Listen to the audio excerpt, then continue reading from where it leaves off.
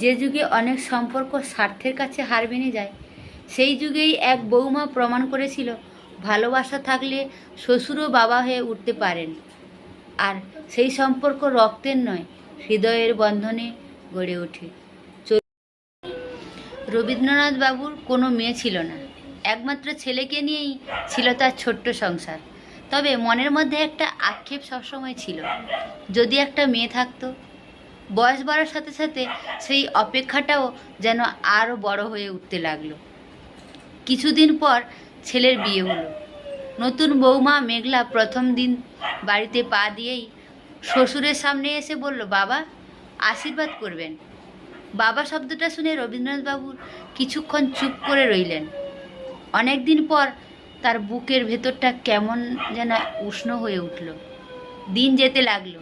মেঘলা শুধু সংসারের কাজেই করতেন না, শ্বশুরের ছোট ছোট অভ্যাসগুলোও খেয়াল রাখত। সকালে চা কেমন পছন্দ, কোন তরকারি খেতে ভালো লাগে, কখন ওষুধ খেতে হয়, সব তার মুখস্থ হয়ে গিয়েছিল।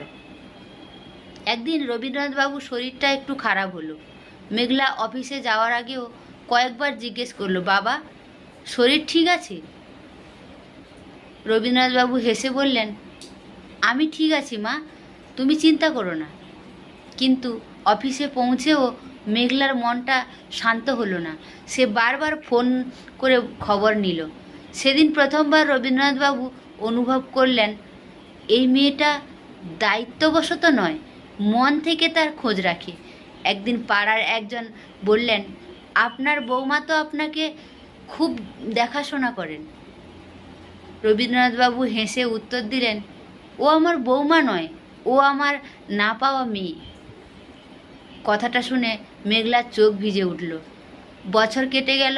একদিন পরিবারের সবাই একসাথে বসেছিল।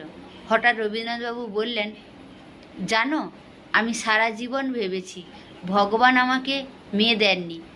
এখন বুঝি তিনি মেয়ে দেননি ঠিকই, কিন্তু মেয়ের ভালোবাসা থেকে আমাকে বঞ্চিতও করেননি।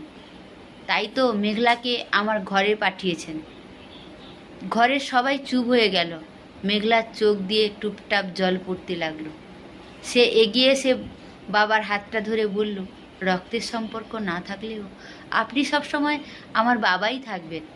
রবীন্দ্রনাথবাবু মেয়ের মতো করে তার মাথায় হাত রেখে বললেন, সেদিন ঘরটা কোনো বড় অনুষ্ঠান ছিল না, কোনো উৎসবও ছিল না, তবু সেদিন সেই বাড়ির সবচেয়ে সুন্দর দিন ছিল। কারণ সেদিন সবাই দেখেছিল